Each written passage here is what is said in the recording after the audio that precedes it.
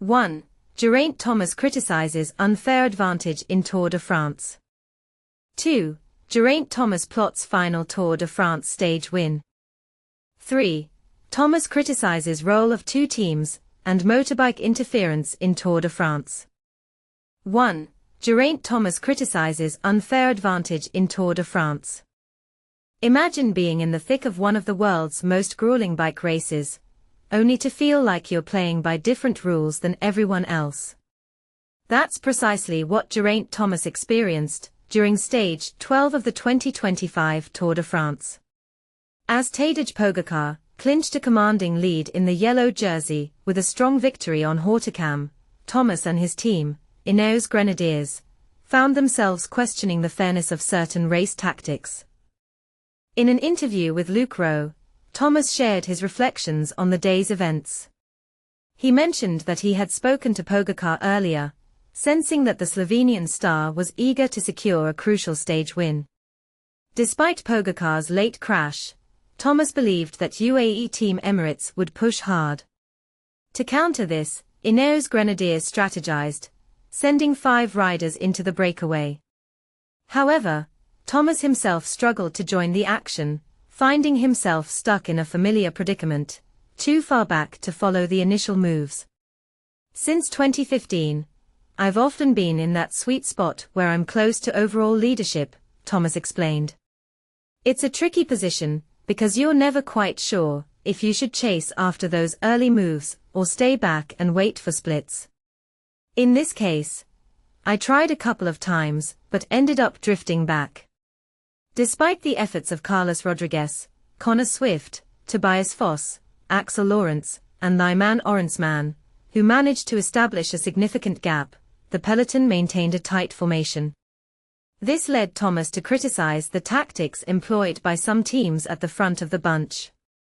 Specifically, he took issue with EF Education-EasyPost and UnoX Pro Cycling, each of which sent 2 riders to protect positions near the top of the general classification, with nearly a week of racing left.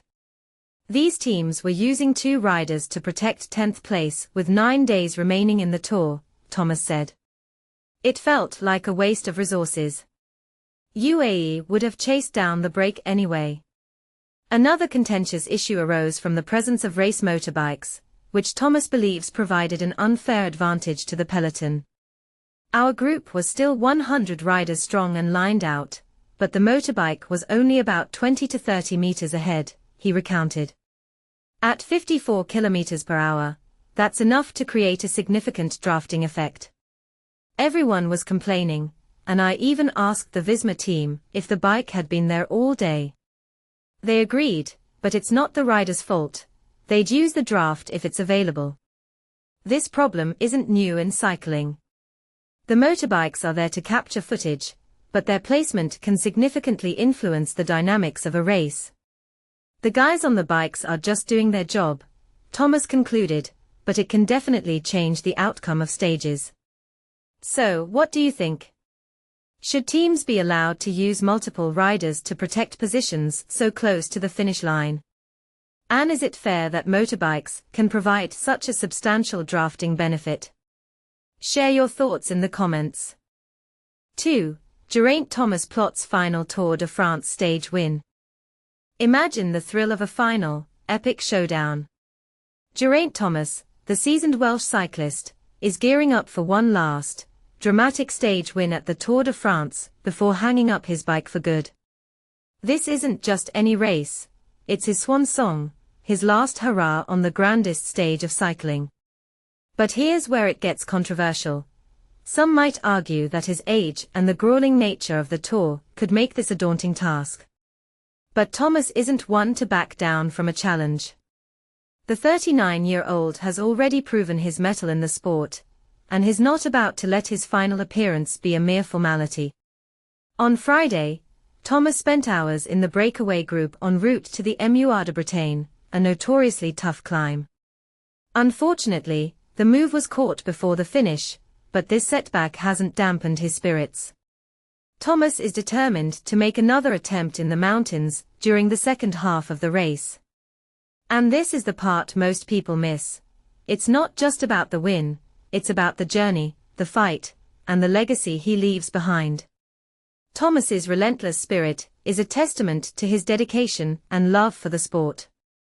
As we watch him push through the final stages of his career, we can't help but wonder, will his final push be enough to secure that elusive stage win? Or will the 3. Thomas criticizes role of two teams and motorbike interference in Tour de France. What happens when experienced athletes question the fairness of the game? In Thursday's highly anticipated stage of the Tour de France, cycling fans witnessed not only the physical drama of the race, but also heard some pointed criticism from one of the sport's veterans, criticism that may just change how we view the dynamics of professional cycling. But here's where it gets controversial. Was it team strategy or outside interference that really tilted the balance? Geraint Thomas, the seasoned British cyclist riding for Ineos Grenadiers, finished the day's stage more than 30 minutes behind Tadej Pogacar, the ultimate victor. Naturally, that placement was a disappointment for Thomas, who is accustomed to battling nearer the front of the field. However, rather than focusing solely on his own performance, Thomas shared candid insights on his personal podcast, shining a spotlight on what he believes are often overlooked factors affecting the outcome. Thomas did not mince words about his expectations for the stage. "We knew right from the start that UAE would go all in today," he recounted. As someone who spoke with Pogacar, Pog, as the riders call him, during the race itself, Thomas sensed that the Slovenian was especially motivated, even bouncing back quickly from a late crash the day before. This inside knowledge pushed Ineos to get aggressive, telling their riders to join any breakaways rather than let UAE take all the initiative. Although Thomas personally missed the crucial moves, the team still managed to place 5 riders, Carlos Rodriguez, Connor Swift, Tobias Foss, Axel Lawrence, and Lyman Orensman, in a sizable lead group of 52. "I tried launching some attacks myself, but couldn't hold on," Thomas admitted, illustrating just how savage the pace was. "Since 2015 I've usually been near the front, but now I found myself out of position and then, boom, the race split. There's no catching up at that point. Still, it was heartening to see my teammates building a solid gap. And this is the part most people miss." Thomas was left baffled by the tactics of other teams, singling out UNOX and EF Education-EasyPost for special scrutiny. According to Thomas, "We had Carlos Rodriguez starting 5.5 kilometers in the red. No need to panic. UAE was obviously going to chase, we all knew that. Then I saw both EF and UNOX burning 2 riders each for, what? To defend 10th place with over a week left in the race. It made no sense to me.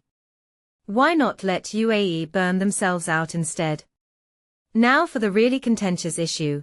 Thomas noticed something odd about the motorbike cameras that usually accompany the peloton to capture live footage. The field was still massive, close to 100 riders, and all stretched out.